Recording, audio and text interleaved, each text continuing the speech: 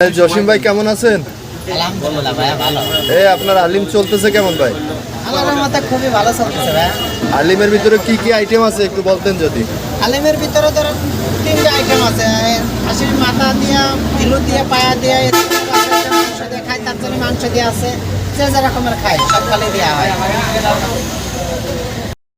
হালিম খেতে অনেকেই পছন্দ করেন। মাগুরা শহরে একাধিক হালিমের দোকান থাকলেও শহর থেকে একটু দূরে ইসাকাদা বাজারের জসিম ভাইয়ের হালিম বেশ জনপ্রিয়।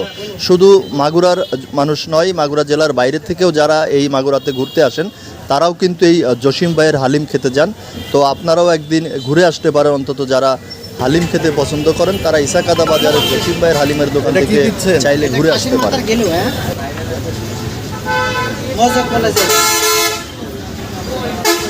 খাসির মাথার গুলো দর্শক দেখতে পাচ্ছেন, মাগুরা জেলার সব থেকে জনপ্রিয় হালিম যদি বলা যায় তাহলে এই ইসাকাদা বাজারের জসিম ভাইয়ের হালিম, যেটি খাওয়ার জন্য দূর দূরান্ত থেকে এমনকি জেলার বাইরে থেকেও মানুষ আসে এই জসিম ভাইয়ের হালিম খাওয়ার জন্য। আপনারাও চাইলে একদিন ঘুরে যেতে পারেন, জসিম ভাইয়ের এই হালিমের দোকান থেকে চেখে দেখতে পারেন আসলে এটির স্বাদ ঠিক কেমন।